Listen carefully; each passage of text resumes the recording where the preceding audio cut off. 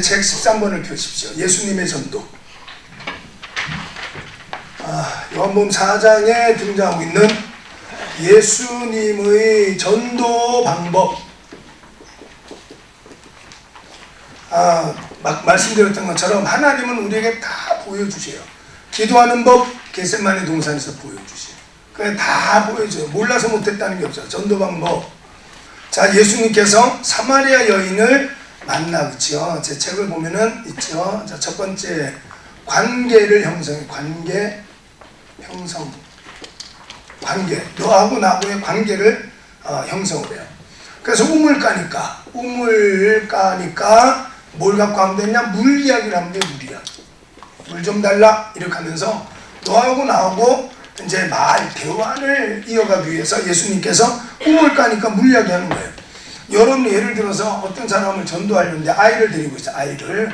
그러면 바로 예수님 믿으세요 이렇게보다는 아이가 참 이쁘다고, 얘가 참 똑똑해 보인다고 이렇게 하면서 대화의 물꼬를 터는 것이 중요하다고. 예수님께서는 관계를 형성.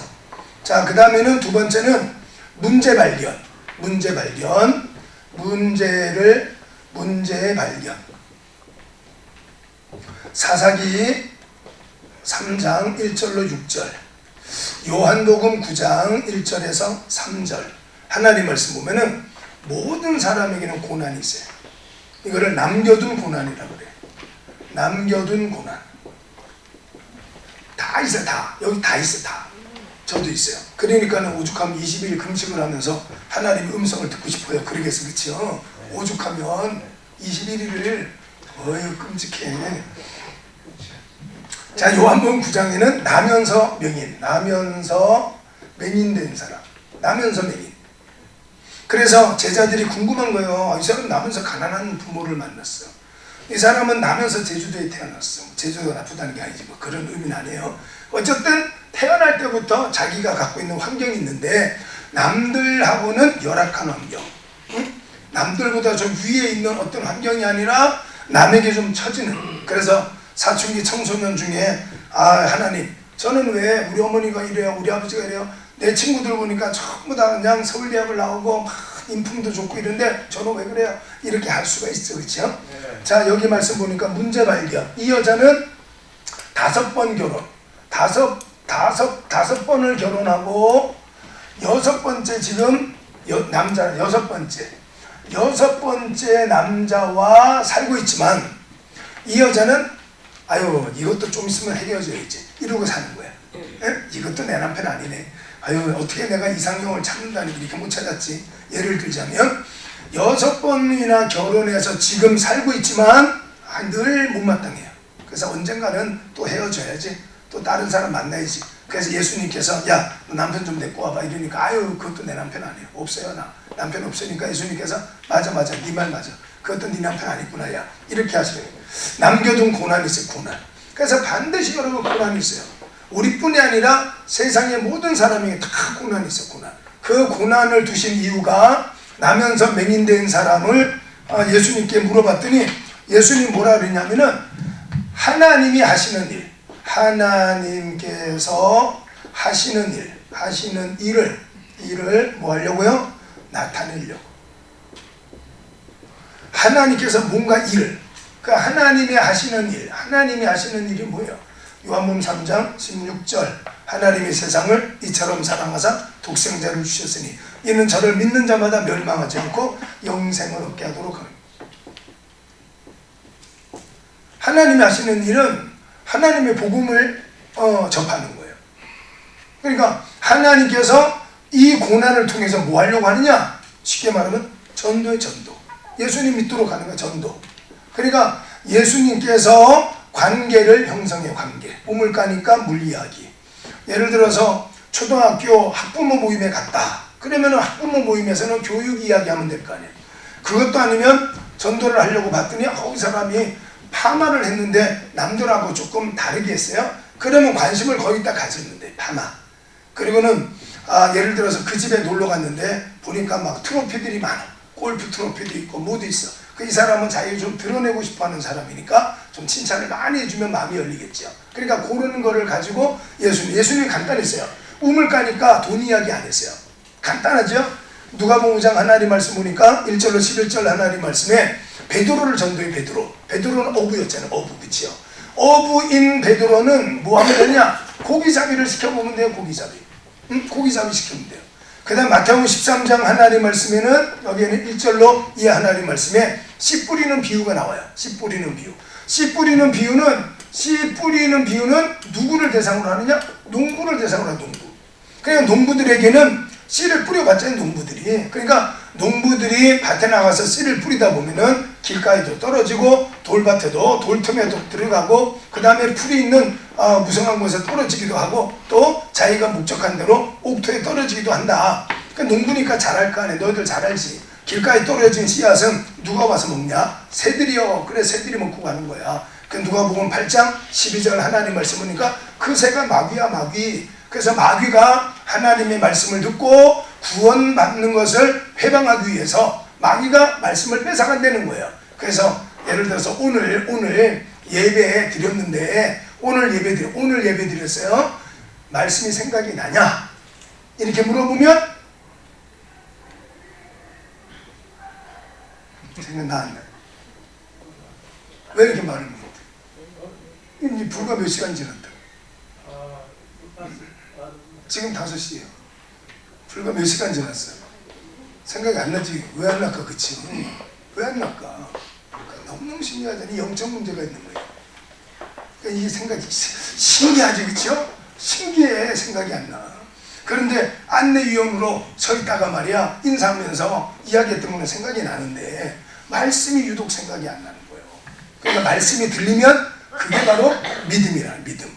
말씀이 남아있어요. 내가 오늘 들은 말씀이 남아있다는 자체가 그거를 다른 말로는 믿음이라 그러는 거예요. 그러니까 믿음은 들으면서 오는 거니까. 그 말씀이 안 들린다는 것이 너무너무 신기하지, 그치요? 그래서 몰간 캠벨이라는 목사님이 계셨는데 이분이 은퇴를 했어요. 은퇴. 막 대단한 영향력 있는 목회를 하시고 은퇴를 했어요. 그러니까 은퇴하는 날 기자가 찾아왔어. 목사님, 목회를 하시면서 가장 힘들었던 경우가 뭐였어요? 이렇게 물어봤더니 간단해. 자기가 설교할 때 아멘 이렇게 하고는 돌아서서는 전혀 말씀 따라 살지 않는 것. 그걸 볼 때마다 또 설교해봐야 똑같은데 내가 또 이렇게 골머리를 앓으면서 그 산통하는 아픔을 갖고 설교 준비를 또 해야 될까? 그런 고민에 쌓였대요. 그런 위대한 분들도 그러니까 이제 여러분 앞으로 이제 선교사도 되고 목사님도 되고 이제 그러려거든 기억을 좀 하고 있는 게 좋겠지, 그쵸? 기억을 좀 하고 계시오. 자, 관계 형성. 어부는 고기 잡아. 깊은 데 가서 고기 잡아 보면 돼, 그쵸? 그리고 이제 아까 말했던 출애기 3장에 모세에게는 떨기나무를 늘 봐왔으니까. 그러니까 모세에게 있어서 떨기나무에 불이 붙어 사라지는 것은 일상이었어요. 일상. 그러니까 그게 어떤 대단한 신비로운 게 아니라 그 광야에서는 이 떨기나무라는 스네라는 나무는 너무 약하기 때문에 바람이 세게 불어버리면 뿌리가 뽑혀요. 우리 예전에 황야의 모법자 이렇게 총싸움하는 때 보잖아요, 그렇죠? 네. 그러면 바람이 슉 불면 저기 뭐가 빗자루 나무 같은 우리 시골에 가면 빗자루 나무 있잖아요. 그런 것들이 막 뒹굴어 다니거든요. 그게 스네에 가까워요, 스네에. 그러니까 학문적으로는 그게 맞아요. 덤불. 그게 맞아. 트리가 아니라니까요. 부러지는 나무가 아니에요. 덤불이라고 스네라고 붓이라고 번역했다니까 영어로는요. 그러니까 그거는 너무 흔한 거예요. 그냥 불이 자연적으로 자연발화가 확 돼요. 열이 너무 세면 태양열이 너무 세면 떨기나무에 불이 확 사라져요. 그러니까 모세는 일상이 일상. 그러니까 이상화되는 거예요. 응? 그러니까 베드로도 마찬가지예요. 밤이 새도록 물고기를 잡았지만 잡은 게 없어. 지금 나가 물고기를 그물을 내려도 잡을 수 없는 상황. 그게 그냥 그 사람에게 일상이에요. 그런데 그날은 예수님 말씀대로 했더니 물고기를 2배가 잠길 정도로 잡았다는 거예요. 그래서 이제는 네가 사람을 취하리라. 이러니까 그 한마디에 모든 걸 버리고 가는 거예요. 떨기나무의 불꽃 사건을 이걸 왜 했냐? 전도를 위해서. 그러니까 예수님 하나님께서 야 너 애굽으로 가. 이렇게 하는 거예요. 하나님께서. 그러니까 늘상 일어나는 일상적인 것. 다시 말해서 그거는 불가능해. 떨기나무에 불이 붙었으면 확 사라지는 거야. 그게 안 타고 존재한다는 건 불가능해. 홍해가 가로막혔으면 못 건너가. 그거는 당연한 일이야. 마찬가지 어부가 밤새도록 고기를 잡고 이런 일들이 뭐 늘상 있어온 일이니까 오늘도 마찬가지. 오늘도 못 잡았어. 어쩌면 내일도 못 잡을 수 있어. 그냥 늘상 있었던 일. 오늘 여러분에게도 마찬가지. 여러분에게 있는 그냥 늘상 이거는 안 돼. 이거는 이 물질의 문제는 안 돼. 그냥 참고 살아야지. 이제 그건 하나님 역사하시면 하나님이 살아계신 이렇게 되는 거예요. 그러니까 여러분에게 그냥 고정관념처럼 이 갖고 있는 고난, 남겨둔 고난, 이 고난이 하나님의 능력으로 해결이 되면 하나님 살아계시는구나 이래요. 그래서 성경이 너무 재밌다니까요. 어렵게 생각할 필요 없어요. 이걸 막 이단들처럼 막 쪼개야지 이렇게 할 필요가 없어요. 그냥 그렇게 보면 돼요. 얼마나 쉬워요. 간단하잖아요. 그러니까 일상적인 거. 모세에게 떨기나무에 불이 붙었다는 거는 일상적인 거예요. 고난에 불이 붙으니까 사라져야 되지만 사라지잖아요. 그 떨기나무는 이스라엘 백성들이고 불은 바로 태양신이라고 말하는 바로와 이런 거예요. 자, 그러니까 오늘 여기 말씀에 관계를 형성하고 문제 발견. 그 다음에 세 번째는 뭐냐? 내가 그다. 예수께서 하는 거예요. 간단해요. 내가 그다. 예수님 만나게 해주는 거예요. 예수님을 영접. 예수님께서는 본인이시니까 바로 내가 그다. 이렇게 말씀. 내가 그다 말해요. 내가. 그래서 요한복음 4장 13절, 14절 하나님 말씀 보니까 이 물을 마시면 다시 목마르지만 내가 주는 물을 마시면 그 속에서 영생하도록 솟아나는 샘물이 된다. 이렇게 말씀을 해요. 그러니까 그 물을 내게 좀 달라고 이러면서 예수님을 내가 바로 그다. 예수님께서. 자, 간단하죠? 관계 형성. 그 다음에 반드시 그 과정에는 문제가 있어요. 그 일상화되어진. 그러니까 어부니까 어떤 날에 못 잡을 수도 있고 잡을 수도 있고 그냥 일상화된 고정된 어떤 삶의 어떤 형태 문제가 있다. 그 문제를 예수님을 영접하도록 하면 돼요. 예수님 만나게 해주면 돼요. 그래서 요게 이제 누가복음 14장 23절에 예수께서 하셨던 이야기가 쭉 써있어. 한번 봐봐요. 누가복음 14장 23절. 예수님은 우리 교회 주보에는 이렇게 써있어요. 전도합시다. 예수님은 전도하기 위해서 천국에서 여기까지 오셨습니다. 예수님은 전도하기 위해서 천국에서 여기까지 왔어요. 나는 매일 만나는 내 가족을 전도를 못해요? 나는 늘 만나는 내 친구를 전도 못해요? 부산 가서 전도하라는 게 아니잖아요. 예수님은 천국에서 여기까지 전도하러 오셨는데 우리는 내 주변에 만나는 사람들에게 왜 못하느냐고. 관계 형성하고. 커피 사주래니까요. 커피 사주라고요. 밥 사주래니까 밥 사주래니까. 무슨 말인지 알죠? 관계를 만들어야 될 거 아니에요. 관계를. 전단지한 짠 주면서 우리 교회 오세요. 누가 와? 안 와요. 만장 뿌려도 한 장도 한 명도 안 와요. 그는 복음을 전할 뿐이지. 자, 됐죠? 자, 읽어보세요. 시작.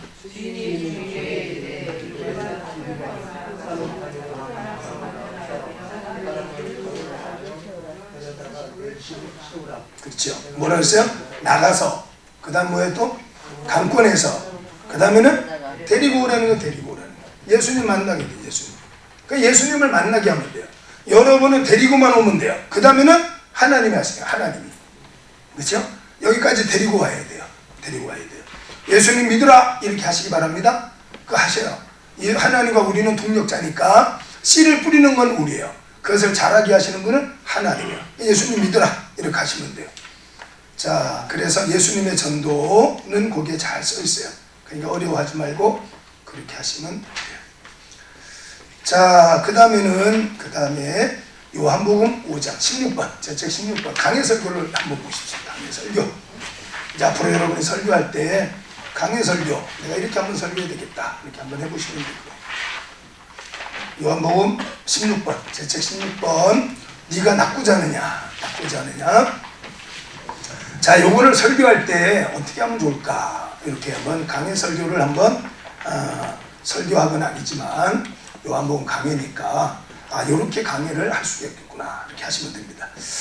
자, 그 옆에 성구해설 부분 6절 봐봐요. 6절. 병이 벌써 오래된 줄 아시고. 자, 사람들에 대한 예수님의 초자연적인 지식은 저자 요한이 관심을 두고 있는 주제들 중에 하나입니다. 예수님의 아심은 관찰에 의한 것이라기보다는 예수님의 초자연적인 능력에 의한 것입니다. 그러니까 그 심령을 살피는 거죠. 그거 가능해요. 하나님의 은사가 임하면 가능해요. 그게 돼요. 이렇게 여러분들 이제 돼요. 그게 돼. 여러분에게도 있을 수도 있고 또 사역을 하다 보면 그게 더 심하게 나타나기도 해요. 보면 안 되니까요. 꼭 무슨 점치는 것처럼. 자, 그 다음에 자, 내가 낫고자 하느냐 한번 읽어보겠습니다. 같이 읽습니다. 셋. 내가 낫고자 하느냐. 윌리엄 마클레이는 예수님의 능력을 힘입기 위한 제1차적이고 본질적인 마음 자세는 바로 그것에 대한 강한 열망을 갖는 것이다 라고 설명했습니다.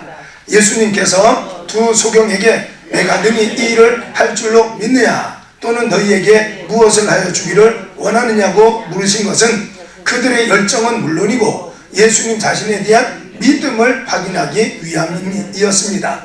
반드시 그렇게 되려는 열정과 예수님께 대한 믿음은 불가능을 가능하게 하는 역사가 나타나게 됩니다. 믿음에 대해서 어거스틴은 하나님은 어거스틴은 사람은 보이지 않는 하나님의 역사를 보이는 것처럼 믿는 것이고 보이지 않는 것을 보이는 것처럼 믿는 것이고 그렇죠? 히브리서 11장 1절 믿음은 바라는 것의 실상이요 보지 못하는 것의 증거다. 자, 우리는 믿음을 가졌다는 것은 보이지 않는 것을 보이는 것처럼 여기는 것을 믿음이라고 그러고 하나님 입장에서의 믿음은 보이지 않는 것을 보이게 만드는 것 그게 바로 하나님께서 우리에게 베푸시는 믿음이라는 거예요. 그러니까 우리는 보이지는 않아요. 근데 마음속에 오늘 여러분 뭔가 2020년도에는 좋은 일이 일어날 것 같습니까? 아멘은 잘하시네. 진짜 뭔가 좋은 일이 있을 것 같아. 확실합니다. 저는 레위기 23장 23절에서 25절을 오늘 설교를 했어요. 나팔을 불어라. 나팔을 불어 기념하라. 그 유태인들은 출애굽한 날이 새해야, 새해. 그 새해가 되면 나팔을 불려는 거. 그래서 뿔나팔을 뚜뚜뚜뚜 불어요. 그 세 가지 이유. 첫째, 시작이다. 이제 시작이다 말이에요. 그러니까 나도 나을 수 있다. 나도 부자가 될 수 있다. 애굽에서의 430년 생활은 이제는 끝이야. 이제 내게도 새로운 날이 온 거야. 이런 다짐. 오늘 여기 예수님께서 낫고자 하느냐? 이렇게 물어보는 거야. 네, 낫고 싶어요. 쓰임받고 싶냐? 네, 쓰임받고 싶어요. 에이, 나 같은 것이 뭐. 이게 아니라 에? 그래서 나팔을 불어서 기념하라. 지금부터 시작이야. 지금부터 시작. 작년의 것은 다 끝이에요. 알았지요? 그래서 하루와 하루 사이에 하나님께서 칸막이를 쳐놨어. 그게 바로 밤의 밤. 밤이라는 칸막이를 쳐놨어요. 그러니까 그 칸막이를 지나오면은 어제 것은 끝난 거야. 더 이상 생각할 필요 없어요. 또 새해를 줬잖아요. 새해, 그치요? 작년 거와 올해 것이 어둠이라는 칸막이 사이에서 작년과 올해가 나뉘어진 거예요. 그래서 나팔을 뚜뚜 불면서 좋아, 나도 이제 한번 새롭게 시작해보는 그게 새해. 두 번째, 고생 끝, 행복 시작. 그래서 일하지 마. 이렇게 말, 일하지 마. 그 일하지 말가 뭐냐면은 애굽에서 헛된 헛수고하지 마. 헛수고. 애굽에서는 열심으로 일해봐야 다 주민에게 줬어. 종살이 하니까. 이제는 끝났어. 이제는 네가 이러면 다 네 거야. 이거야. 거기 보면 25절 하나, 24절, 25절 하나님 말씀에 이제는 그런 일하지 말라는 거예요. 그래서 시편 127편 1절, 2절 하나님 말씀 보니까 하나님이 집을 세우지 않으면 세우는 자의 수고가 헛되고 하나님이 성을 지키지 않으면 파수꾼의 경성함이 허사다. 그러면서 요 이야기를 해요. 사람이 아침 일찍 일어나고 늦게 누우며 수고의 떡을 먹음이 헛되다. 이 말하는 거예요. 그래서 나팔을 부는 거예요. 이제부터는 헛게 아니라 이제는 네가 수고하는 대로 네가 다 가지게 될 것이다. 이제는 종살이가 아니라 네가 이제 주인으로서 가나안 땅에 복을 누리며 살. 그 나팔을 불어서 기념해라. 그 다음에 세 번째 의미는요, 나팔을 불어서 기념하면서 화제를 드려. 화제. 그래서 짐승을 잡아가지고 불을 태워서 고기 태우는 냄새가 하늘로 쫙 올라가요. 표시. 하나님께서 내가 이제 그렇게 하겠다. 내가 너희를 반드시 복되게 해주겠다. 그거를 온 백성들이 다 볼 수 있도록 고기를 태워서 하늘로 연기를 날리면서 내가 약속해. 내가 하나님께서 내가 약속하는 거야. 이 연기를 보면서 너희들 믿어라. 이걸 있는 나팔절. 그게 바로 새해 신년 예배. 유태인들은 새해 신년 예배가 3월에서 우리 달력으로 3월 4월경이에요. 3, 4월경에 하루가 그 사람들에게는 그거를 이제 유대인의 달력에 의해서 그렇게 되는데 어쨌든 자 그랬어요. 자 믿음이란 우리 입장에서는 안 보이는 것을 보이는 것처럼 믿는 것이지만 하나님은 안 보이는 것을 믿게 만들어 주시는 것. 그게 바로 믿음이다 그랬어요. 어거스틴은. 자 그래서 여기 말씀 보니까 자 나가서 그 다음 뭐예요? 강권하라는 것은 억지로 이런 말이에요. 멱살을 붙들다 이런 뜻이 있어요. 멱살을 붙들어. 그러니까 교회에 나오도록 하기 위해서 아주 멱살을 붙들고라도 끌어다가 내가 그다. 예수님을 만나게 해주면 돼. 여기까지 데려다 놓으면 돼. 여기까지 데려다 놓는 것은 여러분이 할 일이고 그 다음에는 하나님이 하실 일이에요. 여러분들은 예수 믿어라. 이렇게. 자 그래서 낫고자 하느냐 이렇게 물어봤어요. 자 이제 한번 봐볼게요. 요한복음 5장 1절에서 9절까지 말씀. 자 예수님께서 네가 낫고자 하느냐 이렇게 하는데 거기에 보면은 자 첫째 그 5장의 말씀 보면은 거기 있죠. 한번 봐봐요. 5장 3절을 봐봐요. 3절에 보면 3절 그 하반절하고 4장까지는 괄호를 쳐있지 그치요. 괄호. 그래 안 그래요? 거기 물의 움직임을 기다리니 거기부터 괄호가 안 쳐있나요? 네, 쳐있지 그치요. 쳐있다는 것은 뭐냐면 후대에 삽입한 내용이라는 뜻이에요. 후대에. 그러니까 예수님께서 그 38년 된 병자하고 대화할 때는 말을 안 하셨다는 거예요. 그런데 후대에 와서 그때는 필사를 했으니까 성경을 손으로 필사를 했으니까 누군가가 거기다 집어넣다는 거예요. 그런 표시로 괄호를 쳐놓는 거예요. 그래서 그런 형식이 마태복음 6장 13절에도 가보면은 나라와 권세가 주기도문을 끝날 때 13절에 괄호가 이렇게 쳐 있어요. 그러니까 예수님께서 제자들에게 너희는 이렇게 기도하라 할 때는 그 말씀을 안 한 거예요. 나라와 권세용. 그 나라와 권세용 요거는 구약 시대의 기도 형식이었어요. 구약에 예수님의 이름으로 기도하기 전에 사람들은 바로 그렇게 기도한 거예요. 나라와 권세와 영광이 아버지께 예수님께가 아니라 아버지께 영원히 쌓옵나이다 이렇게 하면서 거룩하게 기도를 한 거예요. 여기도 마찬가지 써놨지 그치요. 요거는 그 당시에 그 예수님 시대 때에 요 베데스다 연못에 내려오는 전설이 있었어요. 요 베데스다 연못은 밑에서 물이 이렇게 용수숨 치는 밑에서부터 물이 펑펑펑펑 올라오는 그런 셈이에요. 그런 셈. 물이 바깥에서 유입되는 그런 셈이 아니라 밑에서 옹달샘처럼 밑에서 이렇게 그걸 용혈천이라고 하네. 밑에서 용천혈이라 그래요?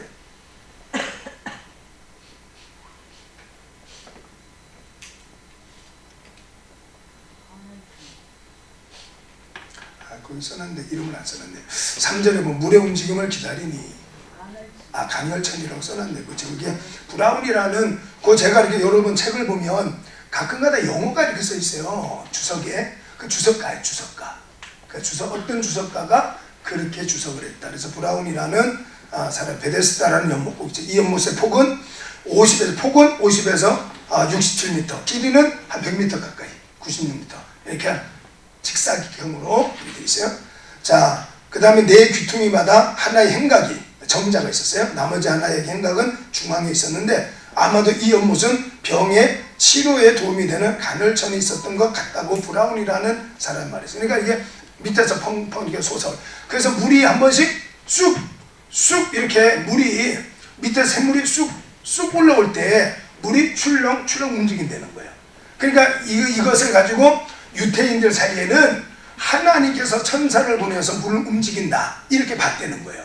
그래서 누군가가 물이 그러니까 샘물이 밑에서 쑥 솟을 때 누군가가 들어갔어.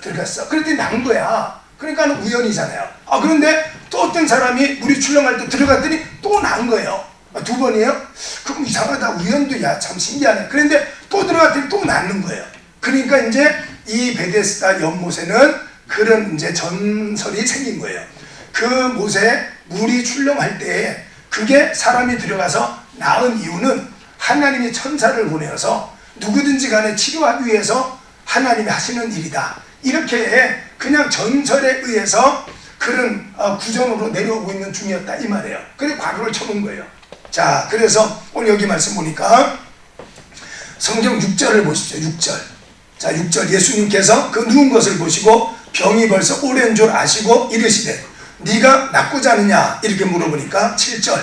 병자가 대답하되 주여 물이 움직일 때에 나를 못에 넣어주는 사람이 없어 내가 가는 동안에 다른 사람이 먼저 내려가나이다. 이렇게 38년 된 문제를 갖고 있었는데 이 문제가 나 때문이 아니라 남 때문이다. 지금 이렇게 하는 거예요. 자, 첫 번째 천사가 와야 돼요. 가로를 쳐놨지요. 천사가 내려와서 물을 출렁거려야 되는데 출렁거리지 않았어요. 자, 하나님 탓.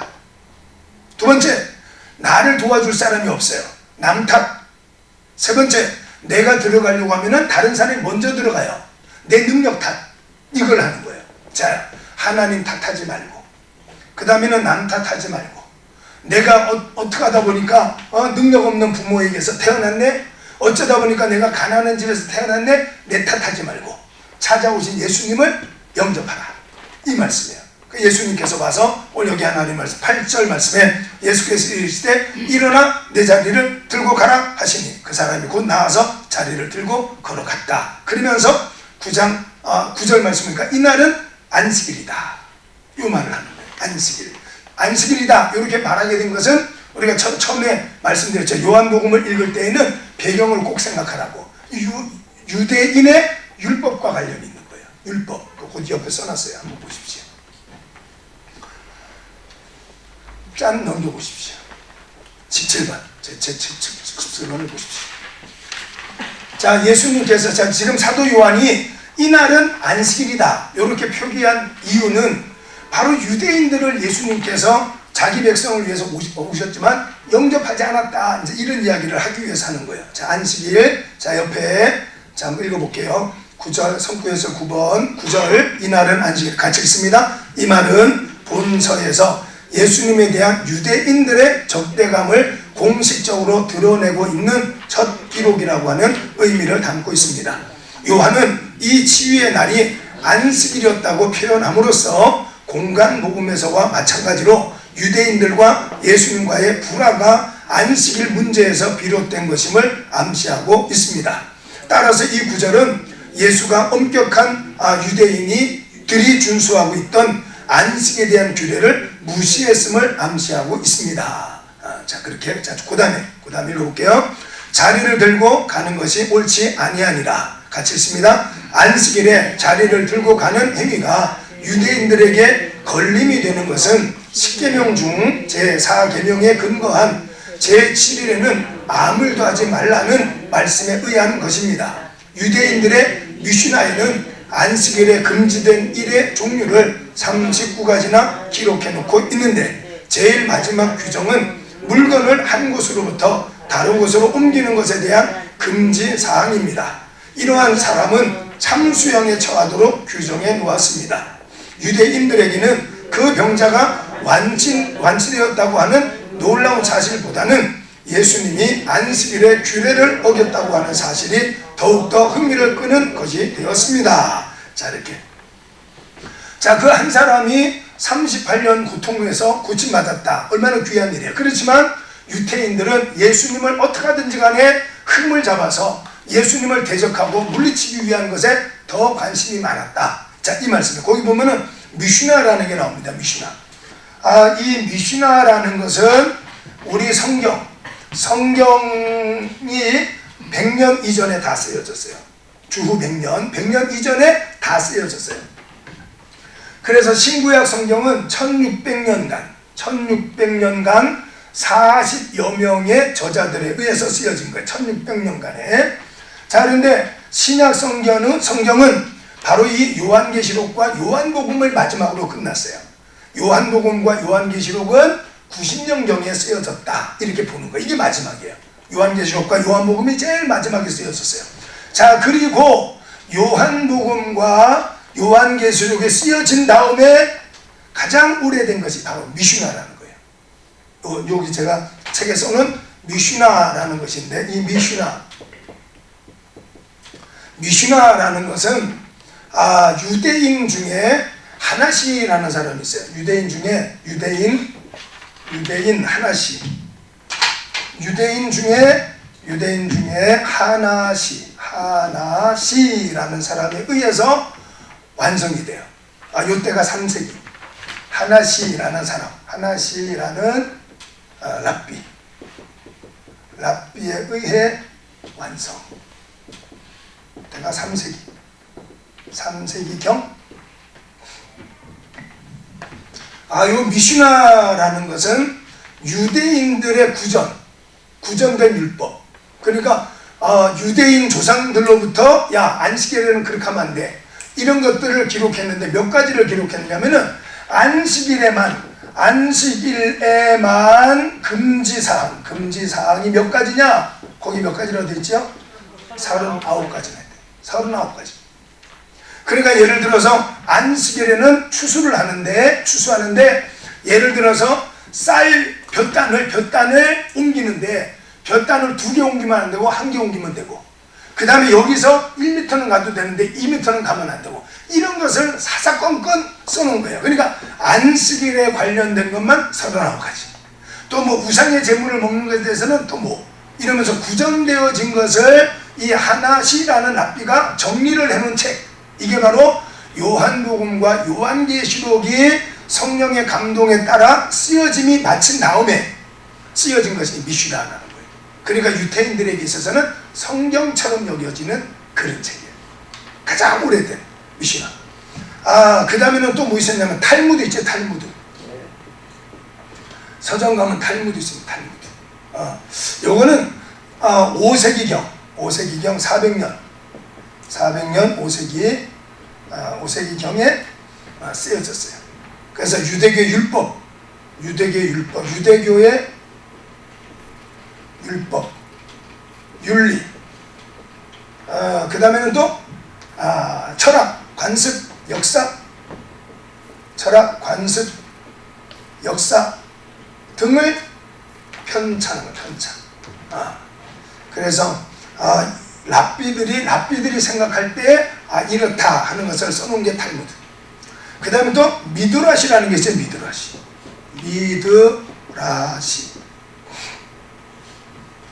미드라시라는 것은 구약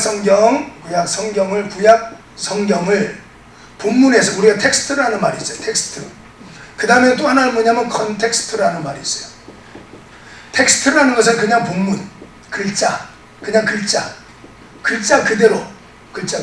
컨텍스트라는 것은 문맥, 그 다음에는 정황, 전후, 앞뒤의 내용을 이렇게 분별을 해가지고 해석을 하는 거예요. 그러니까 텍스트적인 본문 해석은 여호와 증인들이 하는 거예요. 여호와 증인들이 하는 것 중에 하나가 뭐냐면은 삼위일체라는 단어가 우리 성경에는 없어요. 그러니까 삼일체가 안 맞대는 거예요. 그런데 이제 성경을 보면은 전후 문맥을 보면 빌립보서 2장 6절 하나님 말씀 보면은 예수님은 근본 하나님과 본체시다.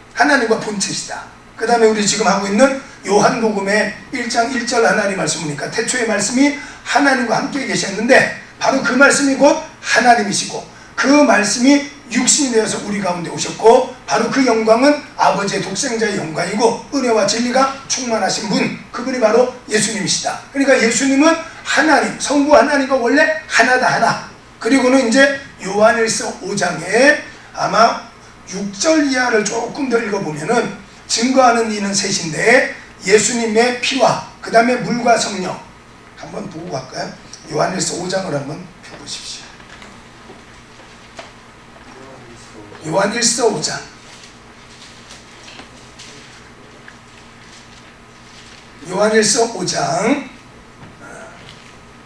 5절 6절부터 읽어야 돼요. 6절부터 8절 한번 읽어볼게요. 이는 물과 피로 임하신 이신이 곧 예수 그리스도시라. 물로만 아니라 물과 피로 임하셨고 증언하는 이는 성령이시니 성령은 진리니라. 증언하는 이가 셋이니 성령과 물과 피라. 또한 이 셋은 합하여 하나이니라. 자, 이게 3단 논법이라고 그러잖아. 그치요? 3단 논법 알죠? 과일은 맛있다. 과일은 맛있다. 3단 논법. 자, 과일은 맛있다. 사과는 뭐죠? 과일이다. 그러므로 사과는 뭐죠? 맛있다. 이렇게 3단 논법이죠. 그렇죠? 자, 그래서 빌립보서 하나님 말씀 보니까 2장 6절 하나님 말씀에 예수님과 하나님은 본체시다. 하나다. 그 다음에 요한일서 5장 6절로 8절까지 하나님 말씀 보니까 8절까지 말씀 보니까 성령과 예수님은 하나다. 그렇죠? 자, 예수님과 성령과 예수님이 하나고 예수님과 하나님이 하나면 성령님과 하나님도 하나다. 이제 이렇게 되는 거예요. 그러니까 본문에 삼위일체라는 말은 없지만 성경을 창세기부터 요한계시록을 쭉 보면 바로 예수님과 그 다음에 성부 하나님과 성령님은 한 분이시다라는 것이 나오는 거예요. 그러니까 우리가 텍스트, 그러니까 이게 미드라시라는 것이 바로 그렇게 쓰여진 거예요. 그러니까 본문만 갖고 성경을 해석하는 게 아니라 전후, 상황, 문맥 이걸 가지고 성경을 해석해가지고 써놓은 책이 미드라시라는 책이에요. 이 책 내용 중에 여러분들이 창세기 22장 1절로 13절 하나님 말씀에는 하나님께서 아브라함에게 아들 이삭을 모리아산에 가서 번제로 바쳐라 이런 이야기가 나와요. 그래서 이제 12절 하나님 말씀 보니까 이제야 네가 나를 더 너의 아들보다 더 사랑한 줄 알았다. 그러면 진짜 하늘의 별처럼 바닷가 모래처럼 이런 약속을 다시 한번 확인을 하시면서 그리고는 아브라함과 이삭이 종들과 함께 집으로 돌아왔어요. 근데 이제 창세기 23장 1절 하나님 말씀 보니까 이제 요 사이를 모르는 거예요. 이거를 갭시올로지라고 한다 그랬잖아요. 제가 지난번에 한번 말했잖아요. 갭시올로지. 이 간격이론. 창세기 1장과 1장 1절과 창세기 1장 2절 사이에 하나님이 천지를 창조는 하셨지만 하나님께서 말씀으로 흑암을 광명으로 그 다음에는 혼돈을 질서로 이렇게 하나님께서 이사는 했지만 이삿짐 정리를 언제 했느냐 이거는 모른다는 거예요. 그래서 지질학자들은 지구의 나이가 뭐 수천억 년, 뭐 수조원, 억년 이렇게 말하는데 성경에서는 6천년이니까 틀린 거 아니냐 이렇게 말하지만 그걸 모른다. 그래서 나온 게 간격이론이라는 게 있어요. 간격. 1장 1절과 1장 2절 사이에 시간이 얼마나 흘렀는지를 몰라요. 무슨 말인지 이해되죠? 자, 요게 그거예요. 요게 창세기 22장에 하나님 앞에 모리아산에 가서 이삭을 바쳤을 때와 사라가 죽어요. 사라의 죽음이 나오는데 몇 년이 흐른 다음에 그건 모른다 이 말. 몰라요. 모르지만 사라가 왜 죽었을까? 이 궁금할 거 아니에요. 유태인들이. 그러니까 랍비들이 요거에 대해서 해석을 해놓은 게 그게 미드라시예요. 미드라시. 어떻게 왜 죽었느냐 사라가 시간이 많이 지난 다음에 아브라함에게 물어봤대요. 여보, 당신 아들 데리고 어디 갔다 왔잖아. 가는데 3일이니까 오는데 3일, 일주일 걸렸잖아. 어디 갔다 왔어? 이렇게 물어본 거예요. 그러니까 아브라함이 제 말이야, 이삭 쟤하고 저 종들 있지? 쟤네들하고 하나님께서 이삭을 칼로 찔러 죽여서 불태워서 바치라 그래서 내가 데리러 갔다 온 거야. 모리아산이 지금 예루살렘. 지금 저 무슬림이죠. 거기 황금 돔 그 안에가 바로 아브라함이 이삭을 드렸던 바위가 그 안에 있어요. 자, 그래서 그 이야기를 한 거예요. 하나님이 저놈을 죽여서 불태워서 바치라 그래서 가긴 갔는데 가보니까 글쎄 수양이 있더라고. 그래서 수양을 바치고 얘를 데리고 온 거야 그때. 그러니까 이제 사라가 미드라시에 의하면 다리를 쭉 뻗고 앉아서 땅을 치고 통곡하기 시작했대요. 그래서 12번째 아이고 12번째 땅을 딱 치면서 저게 어떤 아들인데 저걸 하나님 앞에 바친다고? 당신 미쳤어? 우리가 이때까지 이 집 하나 산다고 얼마나 고생했는데 이걸 건축헌금으로 바쳐? 이거 이렇게 된 거예요.